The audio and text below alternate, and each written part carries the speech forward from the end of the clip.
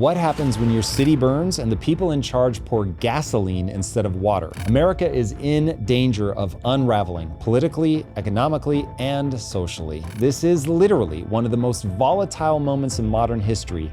Riots in our biggest cities, a trade war with our biggest partner, and a government seized by division. The extremes are pulling harder than ever, and real leadership feels non-existent. But disruption always creates opportunity. And today, I'm joined by a man who ran to fix the second largest city in America and got a front row seat to how broken the system really is. Billionaire developer and former mayoral candidate Rick Caruso joins me today to break down what he saw during the LA riots, why political leadership is failing, and what it will actually take to rebuild trust, safety, and the American dream. If you're tired of empty outrage and want an actual clear path forward, this is the episode for you.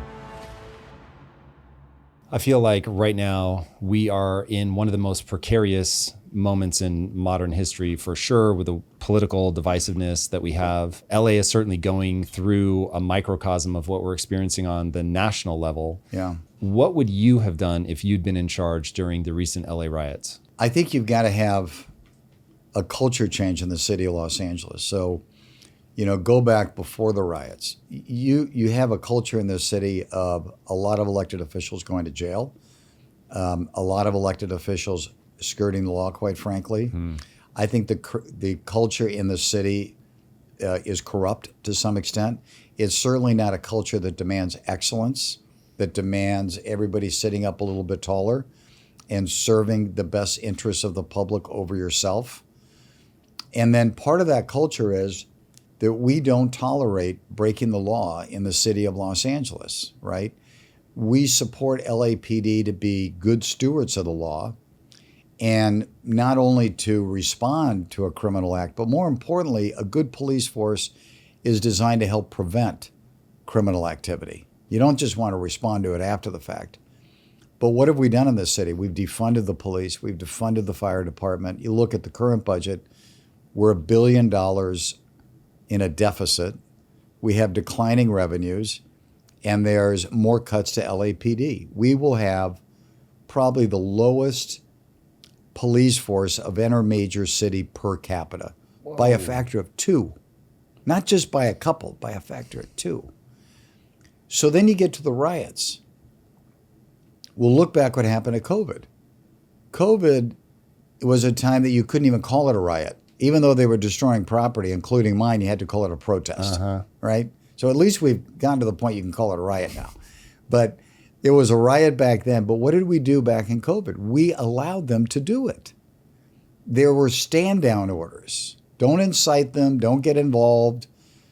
And at the Grove, they came through, if you remember, and started breaking windows. Literally watch it burn, the little police station inside the Grove that they lit on fire. Yeah. Could see one of my here. proudest moments was one of my senior executives climbing up and grabbing the American flag on the Coban and saving it. To me, it was just so beautifully symbolic so that it didn't burn. And what was happening then, and I called Garcetti at the time as mayor, and I just said, what are you doing? Why are you allowing this to happen? You need to put a police line out. You need to guide them in another direction. Why don't they? Like, do they have a reason? I think bad or not? I think the reason is, Tom, is quite frankly, they're weak. I think they feel that there's some kind of protocol into not aggravating them. When I was the police commissioner, you used to literally have to pull a permit in order to walk the streets, protest, whatever you want to call it, right? There was a set of laws and protocols that were required. We need to go back to being a lawful city. And that's the culture. So what would I have done in the riots? In the very beginning, you don't tolerate property being destroyed. Our mayor spent 2 days allowing it to happen.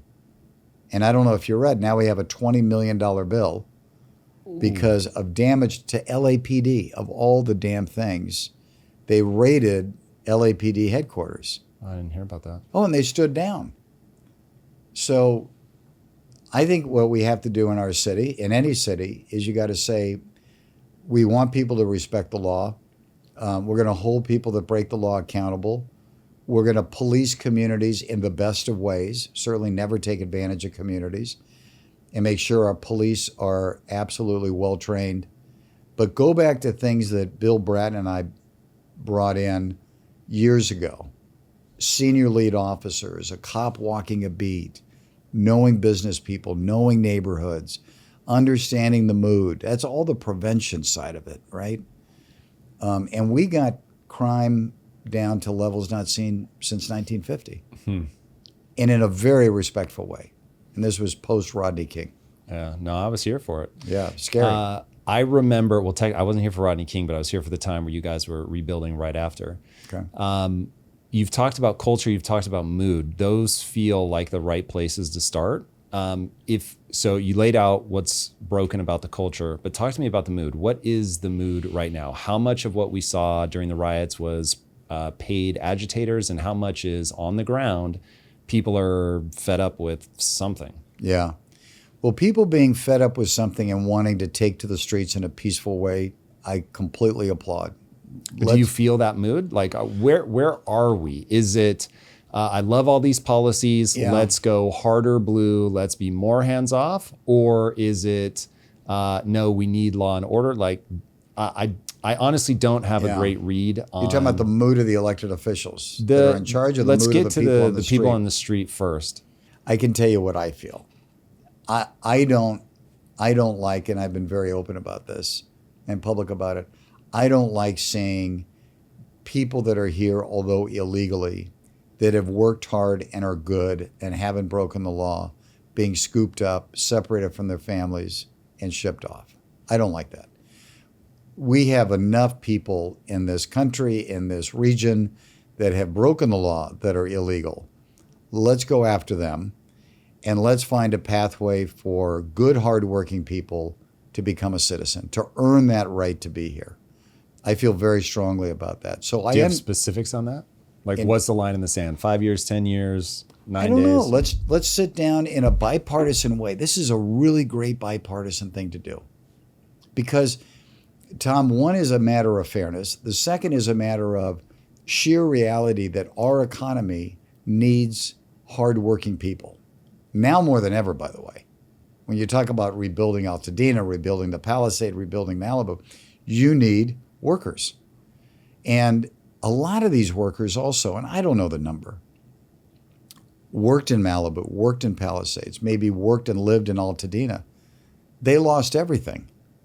They lost their jobs, or maybe they lost their home. And now we got people running around picking them up. I just don't like that. And so let's say if somebody's worked here for 5 years and goes to school, learns the history of the country, qualifies to be a citizen, whatever that may be, doesn't have a criminal record. My God, let that man or woman continue to contribute to our economy. Let's get the bad people out. For sure, get the bad people out. We have gangs running around the city that are really, really bad people. Let's go round them up, for sure, that are selling drugs on the streets, that are committing violent crimes. Let's go do that. But so I understand that people want to take the streets, that are angry about that. I also understand, quite frankly, that the way it was done,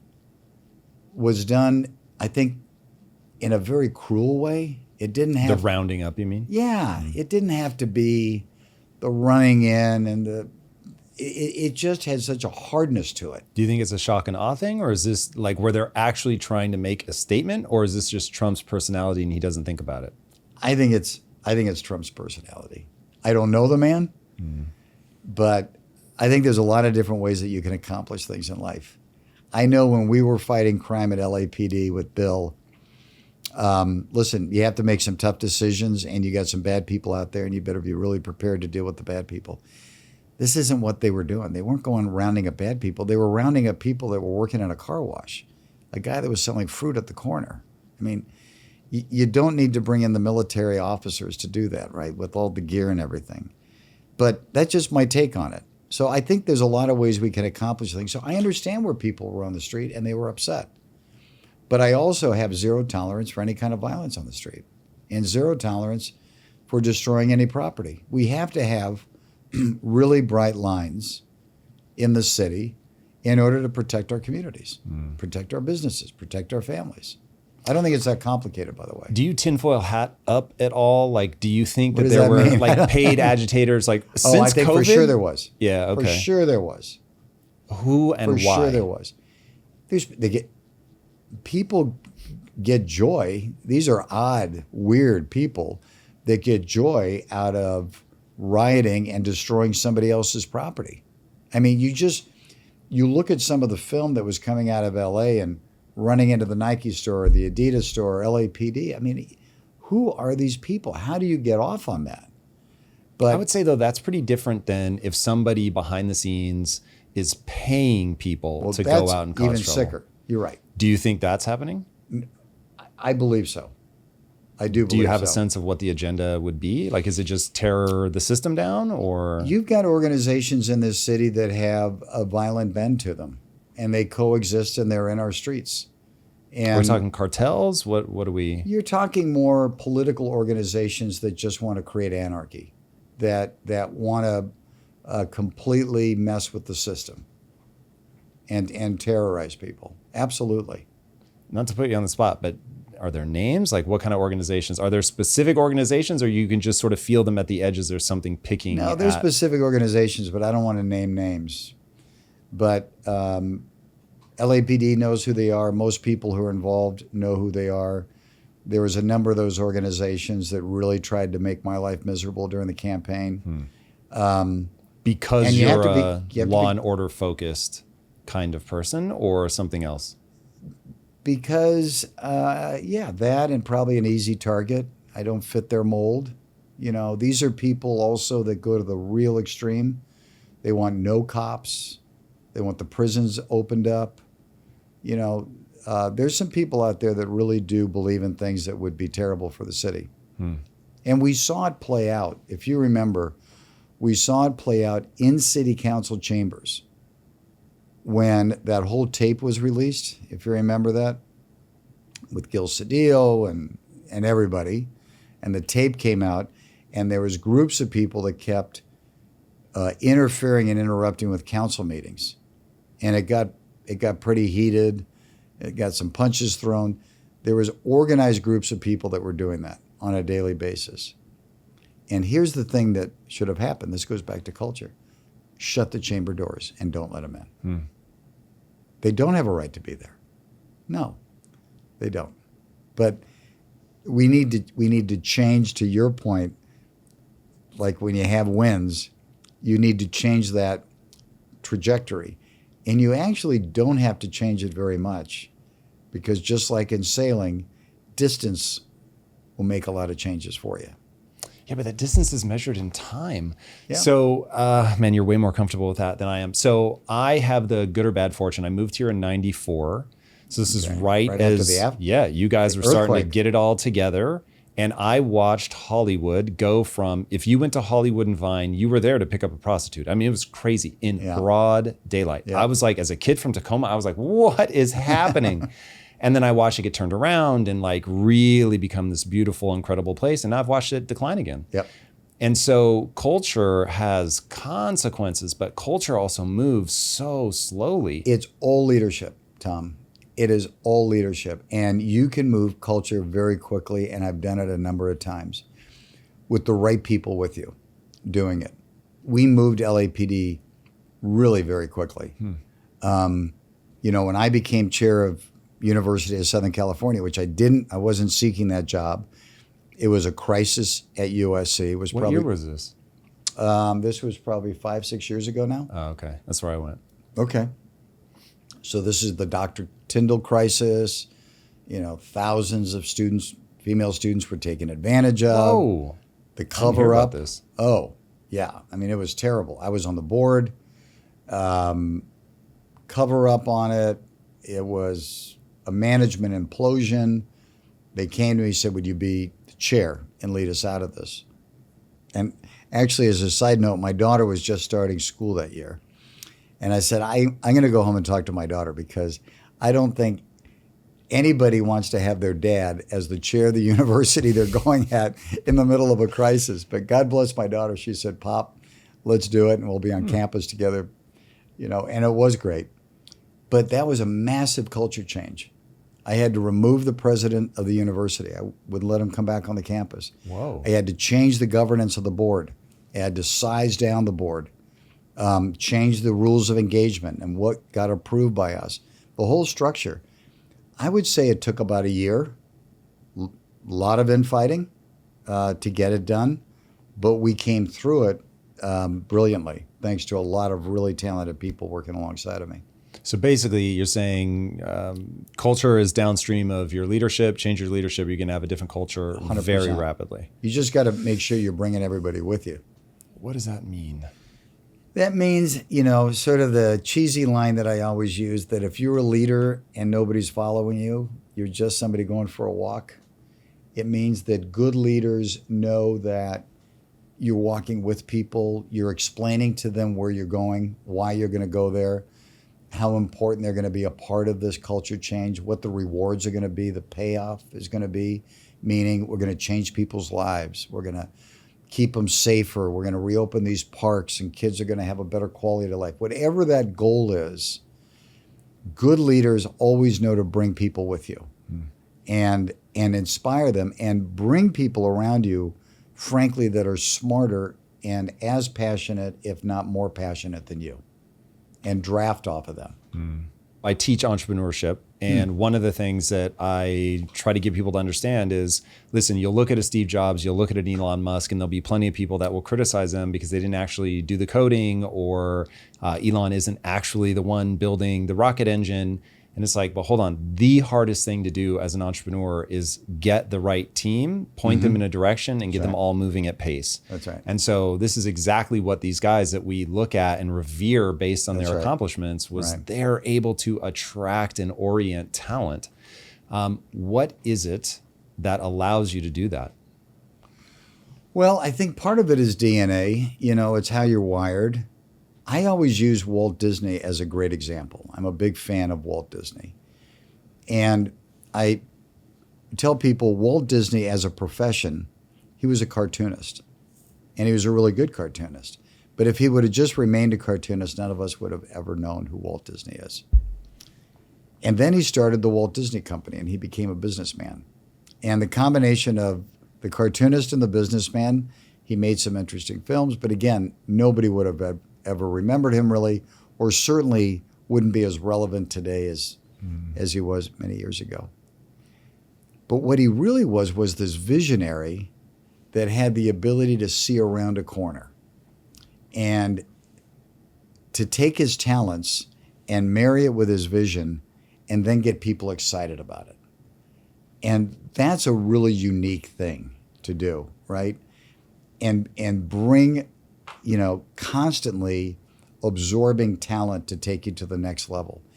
Nobody can do it alone. I would imagine that Elon has some of the most brilliant people in the world around him that he's inspiring every day. But all Elon has to do is be the visionary that sees around the corner and realizes, I've got to populate this idea with really talented, passionate people. Steve Jobs, I always think about. I met him when we were doing one of the first Apple stores at the Grove. He built and took down his space 3 times. Whoa. Wasn't happy with it. And I finally said to him, Steve, we got to get open. I can't have you keep tearing down. But he was such a perfectionist. He had his vision so tight. It was wild, right? But when you think about Steve Jobs, one of the most brilliant guys ever, he never really invented anything new. He reinvented something and made it to the point that you couldn't live without it. I mean, it was just genius, right? We had cell phones, but it didn't compare to the iPhone. And so we had cars, but it doesn't compare to a Tesla. We have rocket ships, but it doesn't compare to SpaceX. So I don't know. I really admire people that have these exceptional brilliance, but really tied to vision, and then the courage to just completely be over your skis. We'll get back to the show in just a second, but first I want to talk about something that will kill your productivity, and that's wasting time. You can lose 3 hours creating a presentation that should have only taken 20 minutes. You spend forever hunting for documents that should be instant. You're drowning in busy work that adds zero value to the bottom line, but that ends right now. Context is an AI workspace that does the work for you. Tell it to create a presentation and it delivers it in minutes, not hours. Request data analysis and Context handles it while you grab coffee. Search for any document and Context finds it instantly. Context replaces your entire workflow. Presentations, spreadsheets, documents, research, all in one place. All powered by AI that actually works. Stop wasting time on work that machines should be doing. Sign up for free at context.ai and reclaim your most valuable asset. And now back to the show. I fully understand that it's one thing to want to get things done, and it's a completely other thing to actually get them done. Right. And I find that politicians tend to fall into the camp of, I'm trying to get elected. I'm not necessarily optimized as an actor in the world to get things done. I'm optimized to get elected. Right. I think that's very true. That's usually the top priority. I really enjoyed serving the public because as you know, I served under 3 mayors in this city, and I really saw different leadership styles. I served under Tom Bradley, Dick Reardon, and Jim Hahn. All very tough assignments, which I enjoy. And I was very convinced when I ran a couple of years ago that the problems could be solved and that I, along with the team of people I would pull together, we could solve them. And I still believe that way because it's based on, and this is where I think things start to fall apart. It's based on, frankly, a track record and a history of getting things done and having tough assignments, and you learn from each time that you do it, right? So I was grateful that I had an opportunity to bring that to the table to help the city out. When you take a look at our current mayor and the mayor before that, by the way, there was no history of accomplishment of getting things done. They were legislative accomplishments, maybe at best, and not really great ones, by the way. But there was no history of running an organization and making tough decisions and understanding management and understanding staffing and governance and all the things the CEO has to deal with, right? Setting the course, as you're talking about, and then making sure you're bringing people along with you. And so it was predictable that she was going to fail because there's a lack of competence, but more importantly, or equally important, there's a lack of experience that would give you any indication that she could have pulled off managing a very, very complex organization like the city of Los Angeles. Companies are good at that. They're good at finding those leaders, or oftentimes the leader just creates the company. Yeah. But when you have to deal with politicians, to put my jaded hat on for a second, I worry that the reality is politics is downstream of culture, and that what you're describing will work inside of a company, but the odds of you being able to do it at the political level when people have to get reelected, right now, there's just so much political division, and I'm not sure how we get the voting public on board with voting for competence. Do you have a take? Like, how do we get the public to make that their criteria? Tom, it's a great question. I'm hopeful that the fire woke people up to the point that they said, you know what, ideology is now not the most important priority. The most important priority is competence, because we just saw what happens when you have lack of competence. You have 700,000 acres burn and hundreds of thousands of people being impacted because they didn't do their job or couldn't do their job, quite frankly. So I hope there's a wake-up call to that. And I think if we can get somebody in a office, whether it's me or somebody else, and quite frankly, I'd love to have the opportunity to do it, they can prove that you can be compassionate and passionate. You can create safety nets for people because you care about the quality of life. But you can also change the direction of a city in a way that people feel proud to live here, safe to live here, excited to build a business here, excited to raise a family here, wanting to be here, not moving away, wanting to come here. Let's get back to the state and this city should be leading the nation. We shouldn't be like tucking our head in our hands because we're sort of embarrassed of the last thing that we just did. Literally, that's how I feel now. Right. I keep asking myself why I have not left. Yeah. And why? Just the real answer is my wife has friends here. Yeah. Like if it weren't for that, left to my own devices, man, like when I look at the size of the problem, it's so daunting because there's a really famous Thomas Sowell quote, and I believe that this sums up where we are in California for sure. And there's so much of this across the country that this is a paraphrase, but it's very, very close. The last 30 years are marked by exchanging what works for what sounds good. And I think that people, they're voting for policies that sound good, but I'm like, look at what's happening. It isn't working. Right. So why do we keep voting for the same thing? And it's just like the odds of that changing strike me as so low. And in fact, I'm going to ask you a very pointed question. I'm more hopeful. I know. You have heard the phrase many times. Optimism. Yeah. Hope is not a strategy. It's and it's not like a strategy. I want Hope is not a plan. strategy. Yeah. So you waved people off the Karen Bass recall. Yeah. Why? At the like peak anger. Yep. Why is because it would have been a terrible strain on the city. It would have cost the city $30 million that we don't have. And more importantly, the recall vote would have been only months before the June primary. People are going to get a chance to fire her or rehire her in June. And so to have a special recall vote, let's say April, May, March, and then you go into a primary, it was so tight, it's not going to accomplish anything. And the other thing, quite frankly, is very difficult to get 800,000 signatures. That's what you need for a recall. And you need somebody to fund it. And I think the funding on that was estimated to be about $10 million. Yo. So who's going to do it? And then if it didn't get the signatures, then you're handing her a victory. And then she gets to say, see, people don't want me recalled. They couldn't even get enough people to sign a petition. Yeah, fair. And then you have her walking into the primary as a victor.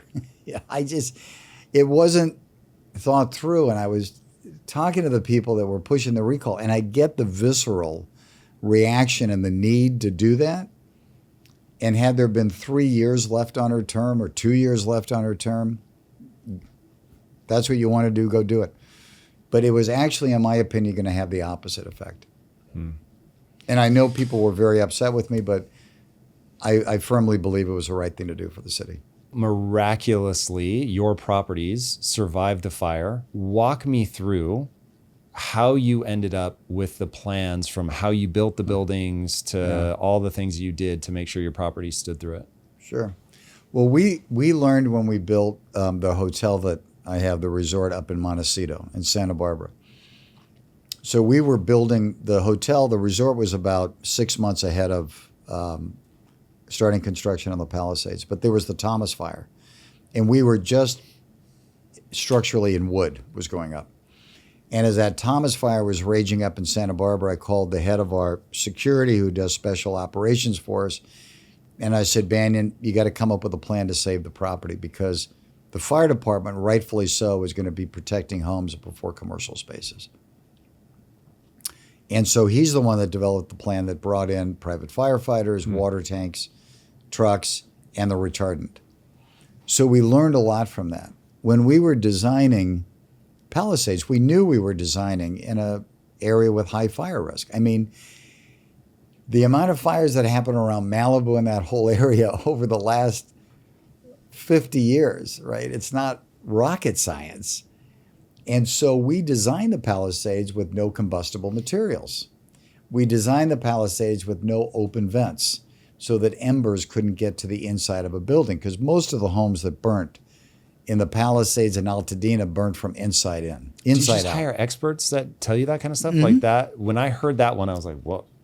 Yeah. No, we hire experts. You know, how do you design something to give you the highest likelihood of it not burning down? So, you know, things that like buildings that look like wood shingle buildings were actually concrete that were poured to look like wood. And so one is it was built right.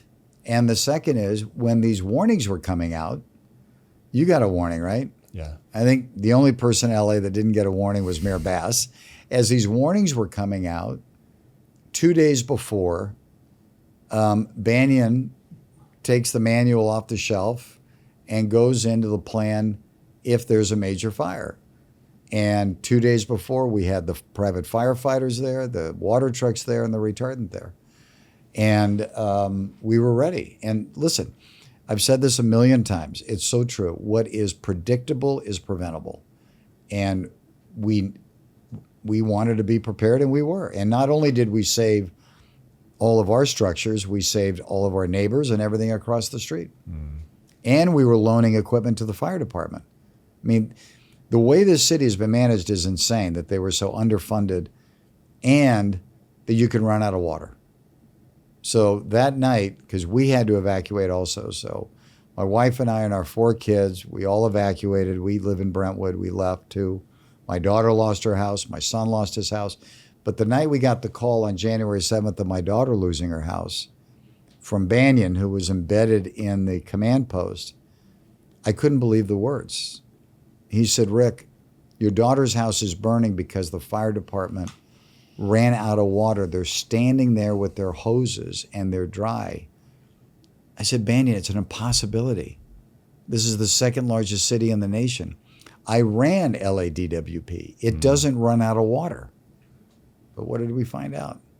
They had an empty reservoir months and months before this. This still makes me mad. What even should make you madder, the head of DWP's never been fired, never been held accountable.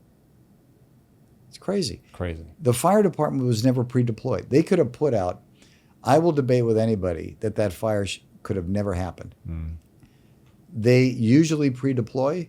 If they had pre-deployed, they would have put out that spot fire and it wouldn't have happened.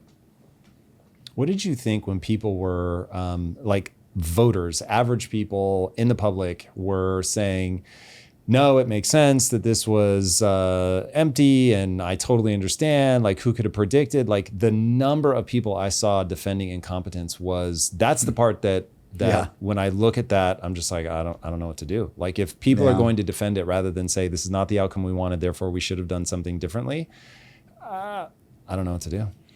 Yeah, listen, I think that what I saw, there was also a bunch of people online that were criticizing me for saving the village, right? That's nuts. It's nuts, of course, it's nuts.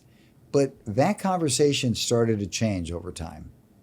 And then people realizing, you know what, thank God he did. Because now there's a place that's going to be the center of town that can help that town get reborn. And it did show everybody you actually can protect these structures if you do your job right. The fire department, the city, everybody just failed miserably. So you start Steadfast LA with the idea of, I assume, combating what you knew was going to be a lot of red tape and everything grinding to a halt. Right. How's it going? It's going actually pretty well. I'd like an op-ed that you wrote recently that would lead one to believe that you might be encountering some. I said pretty well. Well, listen, we're encountering, pushback, and we're encountering incompetence, and we're encountering, for the most part, inability to make a decision, which is just crazy. But we're also making progress. And, we have our deal with Samara Homes. We're going to be bringing in these small homes for people who are very low income to get them back on their property and get them back in the community. We're excited about that. We developed, along with Amazon and Alcastar, the plan check process through AI that allows somebody's home to be plan checked in a matter of hours versus months. Whoa. It's awesome. So, Steadfast, what Steadfast is a nonprofit that I'm funding. We got a full-time staff. Its goal is to bring people back to their home and a community as safely and quickly as possible. Altadena, Palisades, and Malibu.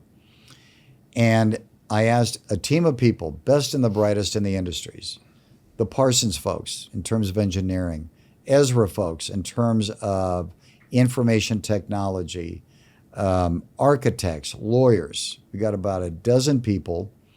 Take a problem, unbundle it, fix it, hand it off to the government agency. The problems are too big for the government alone to fix them, even if you had a competent government, which we don't. Hey. So what we're doing is we're handing them the solutions. How do you underground the power lines? Don't tell me it can't be done, because it can be done. We gave them a plan and they adopted it. That's a really big deal to get these power lines underground in Altadena and the Palisades and Malibu. So we're making a lot of progress. There's a lot of progress we need to do more of. You know, we announced rebuilding the park up in the Palisades, had a meeting this morning about that. We've got some great ideas in Altadena to help revive their downtown and support the merchants there, to get them back on their feet, which we need to do, get people working again and being able to be prosperous again. So I'm spending probably 90% of my time on Steadfast matters. Wow. I'm assuming you wrote the article to get attention for all of the sort of lunacy of the problems that you're running into. But so you just talked about the AI that will do plan checks, which is incredible and exactly the kind of thing that I'd want to see AI used for. Yeah. However, they haven't implemented it. No. So, and your op-ed says, I don't even know when they're going to implement this. So this is the kind of stuff that, honestly, I've thought to myself like 10 times since we've been talking, would he ever start his own podcast? I'd like to believe that if people hear over and over and over the things that could be happening, followed by the things that are the roadblocks to this, and this is something Elon Musk is really good at because he owns one of the largest media distribution platforms on planet Earth. Yeah. But like when they forced him to kidnap a seal, put headphones on it to see how it would react to the sound of rockets, just like suddenly people are like, wait a second, what is happening? Right. So there's I think, a huge benefit to people becoming aware in a real-time basis, like real-time, the unrelenting nature of like, we are trying to do this. This is a roadblock we're running into. Now we've tried to do this roadblock we're running into. Hey, here's a counter. We called Karen Bass and said this, and this is how many days that she has not called us back. I really feel like, to your point, that this, if you're gonna get people to finally wake up, because already we're far, and it's only like 4 or 5 months since the fires, but we're already far enough that people don't have that visceral anger anymore, I don't think. And I think that getting them to vote in their best interest for somebody that can actually get this stuff done, they just have to see day after day after day, like, here's what we're trying to do. You would agree, this is in your best interest. Here's the response, like, and then here's the solution. You've said, don't bring me a problem unless you have the solution. Right. I don't know. How's it sound? You going to start a podcast? I don't know if I would be a good... Who do I pitch this to? I don't know. We've got people here. Maybe I'll just be on yours more often if I could.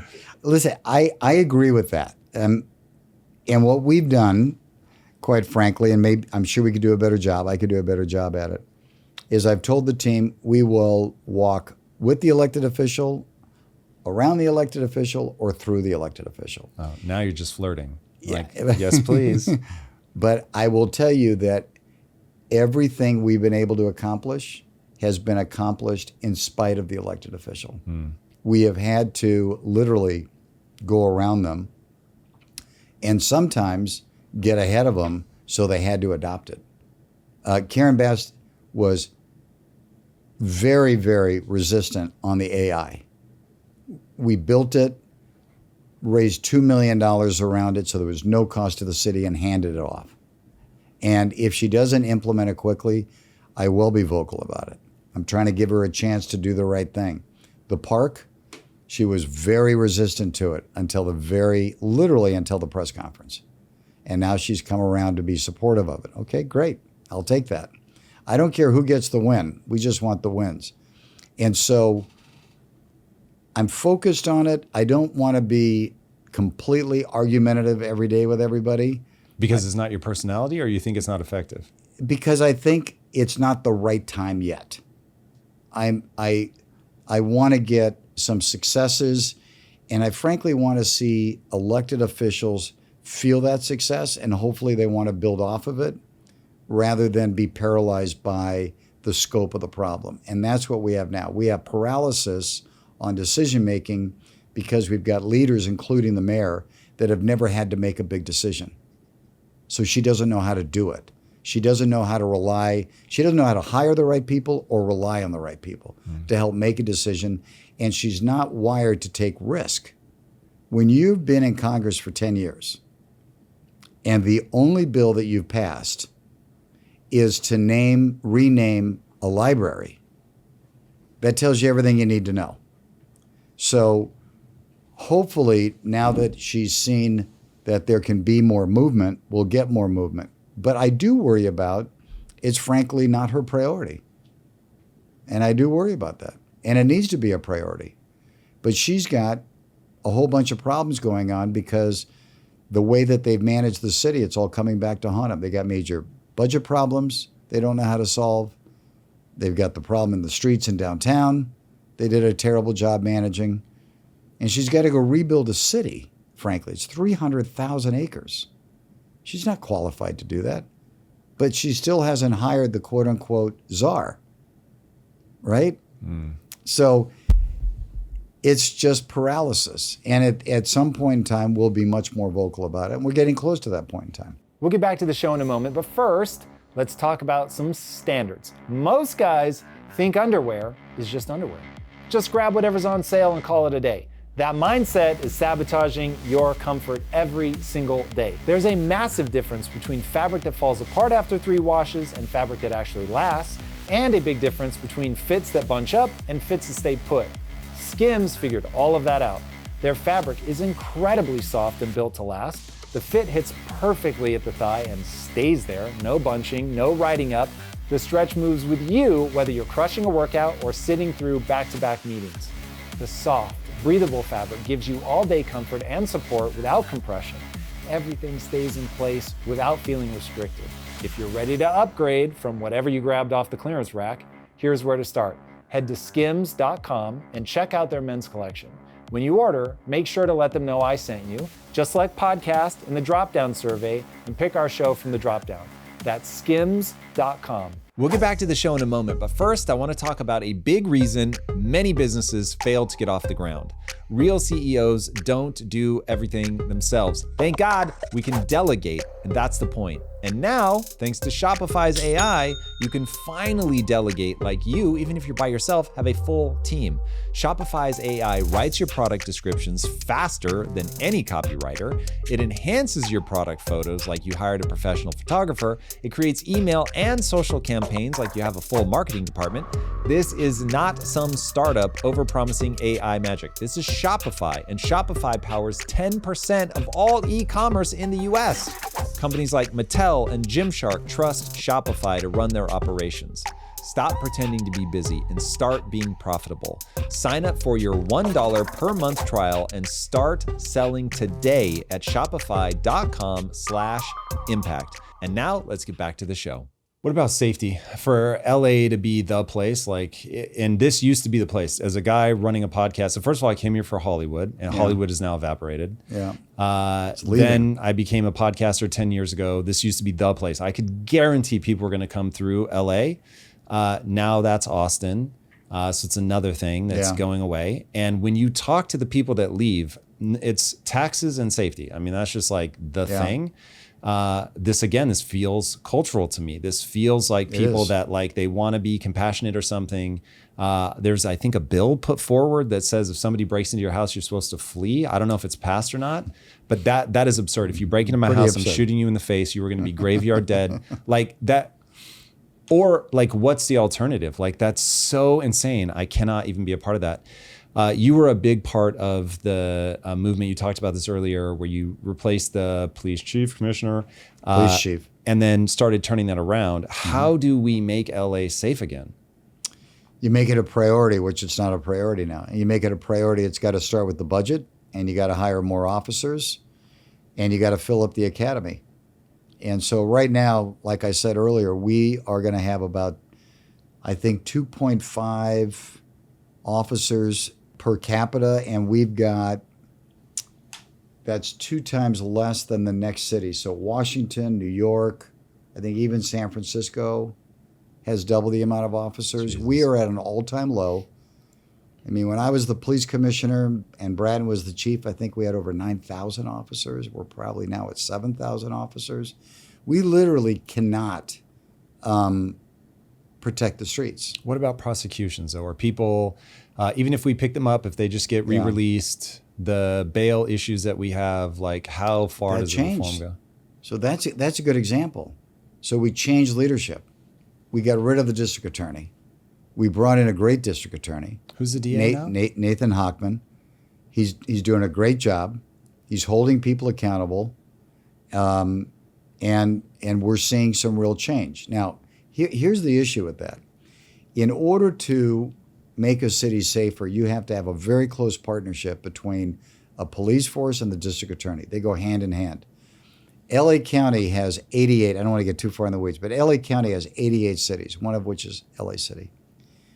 If LA City, if the leadership, if Karen Bass is not of the same culture, policies as the district attorney's office, it doesn't work as well as it should. You go to other cities like Beverly Hills, that is being very tight on crime right now, Culver City, Glendale, the cities around us that are doing very well, by the way. We've got to make sure that the policies that are in LA, that LAPD has to live with, are always very respectful of human rights, but hold people accountable and punish people if they commit a crime, pure and simple. But Nathan has done a great job as a district attorney. So there is a big change. We changed the bail law that overwhelmingly got approved in the state in spite of Gavin Newsom coming out against it. So that's good. So change can happen, Tom. It's got to give you a little bit of hope. Fingers crossed. Yeah, Okay. no, that's fantastic. Yeah. One thing, though, that concerns me, and I know you're a Democrat, but do you at all worry that the current Democratic Party functions like a cartel where no matter what, their guy is going to be out front and in charge? Yeah, listen, I think the Democratic Party right now is dysfunctional, and it's got to get cleaned up. I mean, one of the things that excites me is that I can be helpful on giving it a purpose, giving it a mission, having some real priorities that line up with what people want. It's not functional at all, and I don't even know who the leader of the party is. I don't think anybody does, right? And so are they a closed loop? Do they not want outsiders inside the tent? Yeah, right? We got to bust that up and change that and encourage young, smart people that think out of the box to run for office. How do you think California became a one-party state? I don't know. That's a good question. I'm not a good enough history major to I don't know. But California runs, sort of middle of the road in a big way. More moderate. You've got your Republican base, you've got your far left base, but the majority are in the middle. Majority are moderate Democrats and independents. And if they mobilize and get out and vote, if they have a candidate that they can mobilize around that inspires them, you could change the direction of the state for sure. Do you know Schwarzenegger at all? I do. One thing I found interesting, and I have quoted him a gazillion times, is that it took him a while, but he finally realized that much of politics is kabuki theater, and that it's what is kabuki theater? Basically, people are pretending. They put on a face. They do I get that. a song and Okay. dance. And he was like, at the end of the day, There's nothing really there. Yeah, like he was just trying to get things done, and people wanted to say a lot of words. They wanted to hold a lot of press conferences. But to your point about decision making, they didn't seem to want to actually move the ball forward. Now, in a business, the market is so ruthless. It just does not care about you. And so you're like, well, if I'm going to make payroll, I've got to solve this problem. Mm-hmm. One of the things, and I assume you know little about my background, but one of the things I've become obsessed with is tracking everything back to the economic cause. Like what is the foundation of our economic system that has led us to this? Okay. Because the thing that made me a successful entrepreneur is tracking cause and effect. So it was like, I don't care how I feel. I've learned in life that my feelings will lead me astray because they're not married to the place that I'm trying to end up.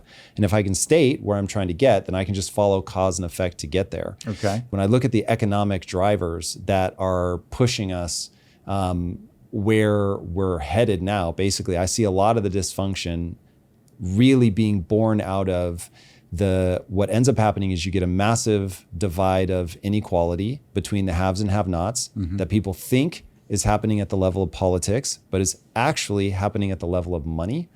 Have you thought at all about like the growing political divide and how we get people back to the middle? I have. One is based on a lot of work that we've done. We think the majority is in the middle. And so that's a good start. what people, I believe, want, whether it's in the city or the state, they want it to be safe. They want the cost of living to come down. They want to be able to afford a home. They want to be able to grow their business, raise their family in safety. They don't want to pay 3 times more for gasoline than everybody else in the country pays for. They don't want to be overregulated, right?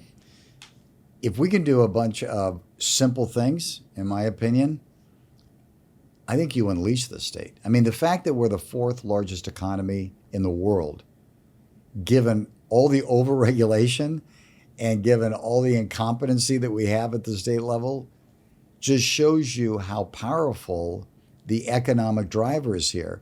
But then in spite of that, what are we doing? We're pushing out the entertainment industry. You know, it's 30% more expensive. I was talking to a studio head the other day, Monday night was what? 30% more expensive to film in LA than to film in Atlanta. Yeah. Why? LA, get off your rear end and change the structure. The state of California changed the structure. New Jersey is eating our lunch. Georgia is eating our lunch. London has massive tax credits for the entertainment industry. None of this stuff is that complicated.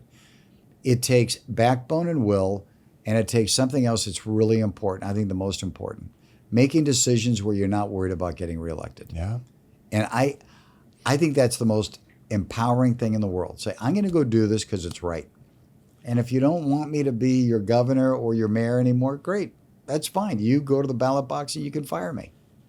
But I'm going to do what I think is right. Yeah, man, do I hope you get that chance. I think see. we somehow culturally have to get people married and obsessed with outcomes to get them to think entrepreneurial and say, oh, we want to do this thing, and there are going to be metrics along the way. This is why I really hope, as a part of Steadfast LA, that you do some variant of what I was talking about, where it's just if you're not going to do a podcast, a ticker tape of, we called, this is what happened, this is how long we've been waiting. Like, let the rest of us then in the media go grab that feed and start blasting this stuff out on X and being like, this is crazy. We're going to be in June before you know it. I think there's a national divide. You and I do not see that the same. I don't think people are in the middle. I think there's economic drivers that are shoving people as far apart as fast as humanly possible. And because nobody is looking at the economics of this, even to your point about we pushed the entertainment industry out, once you understand how the flow of money works, that becomes self-evident, because what ends up happening is people think the miracle is redistribution. And instead of realizing that what entrepreneurship is, whether you're running a studio or doing what you do, is you have done this incredibly difficult thing where you've created a system where you put inputs into it, and the thing that comes out the other end is worth more than the inputs. That is so hard to do. And a government's the exact opposite. It just gets to take tax, take tax, take tax. True. And somehow in California, they got it in their heads that people will pay literally any price for the weather. And because money's free for the government, they just take, and don't realize, oh, I'm killing the very thing that generates my revenue. It's insane. I know I got to get you out of here. No, but you're spot on. So thank you for that. Thank you for your time. I hope you do this. Where do you want people to engage with you? Steadfastla.com. Would be great, and send us ideas and information and also problems where we can help in these communities. And I'm really intent to make Steadfast a really powerful force in this region for a long time. Keep going. It's amazing. Thank you, Tom. Thanks for having me. Thank you. Can't wait. Appreciate it. All right, everybody, if you haven't already, be sure to subscribe. And until next time, my friends, be legendary. Take care. Peace. If you like this conversation, check out this episode to learn more. Jeffrey Epstein's story was never about sex. It was an illusion. Like the dress, some see as blue and others see as gold. Intelligence agencies exploit the same trick. They shape what you notice and distort what it means.